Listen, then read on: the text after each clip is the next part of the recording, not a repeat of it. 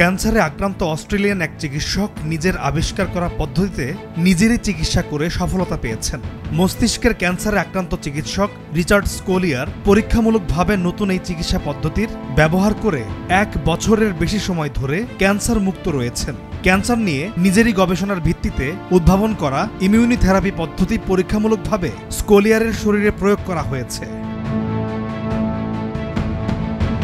সম্প্রতি সামাজিক যোগাযোগ মাধ্যমে এক পোস্টে স্কোলিয়ার জানান, আবারও এমআরআই পরীক্ষায় দেখা গেছে নতুন করে তার মস্তিষ্কের টিউমারটি আর ফিরে আসেনি। অধ্যাপক স্কোলিয়ার গ্লায়োব্লাস্টোমার নামে এক ধরনের ক্যান্সারে আক্রান্ত হয়েছিলেন, যা খুবই মারাত্মক।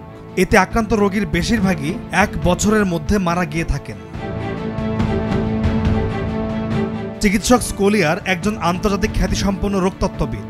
ক্যান্সারের চিকিৎসায় গুরুত্বপূর্ণ অবদানের স্বীকৃতিস্বরূপ চলতি বছর তাকে এবং তার সহকর্মী ও বন্ধু জর্জিনা লংকে অস্ট্রেলিয়ান অব দ্য ইয়ার ঘোষণা করা হয়েছে।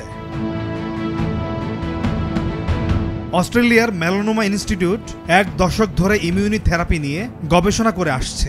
এই পদ্ধতিতে শরীরের রোগ প্রতিরোধ ব্যবস্থা মানে ইমিউনি সিস্টেম ব্যবহার করে ক্যান্সারের কোষকে আক্রমণ করা হয়। বিশ্বজুড়ে ক্যান্সারের শেষ ধাপে থাকা রোগীদের মধ্যে এই পদ্ধতি ব্যবহার করে উল্লেখযোগ্য সাফল্য পাওয়া গেছে। আক্রান্ত ব্যক্তির অর্ধেকই এখন এই পদ্ধতিতে সুস্থ হচ্ছেন, তবে আগে সুস্থতার হার ছিল 10%-এরও কম। স্কোলিয়ারের মস্তিষ্কের ক্যান্সার নিরাময়ে এই পদ্ধতি ব্যবহার করেছেন অধ্যাপক লং সহ চিকিৎসকদের একটি দল।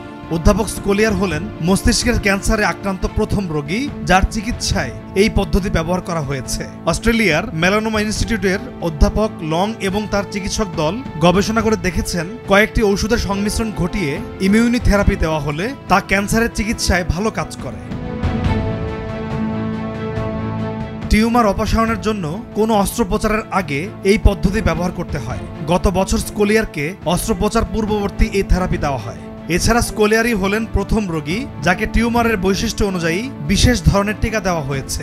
এর ফলে ওষুধের ক্যান্সার শনাক্ত করার ক্ষমতা বেড়ে গেছে।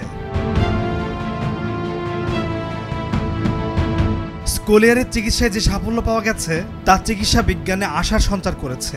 আশা করা হচ্ছে লং ও স্কোলিয়ারের এই প্রচেষ্টা হয়তো প্রতি বছর বিশ্বজুড়ে মস্তিষ্কের ক্যান্সারে আক্রান্ত 3 লাখ মানুষের জন্য সহায়ক হবে।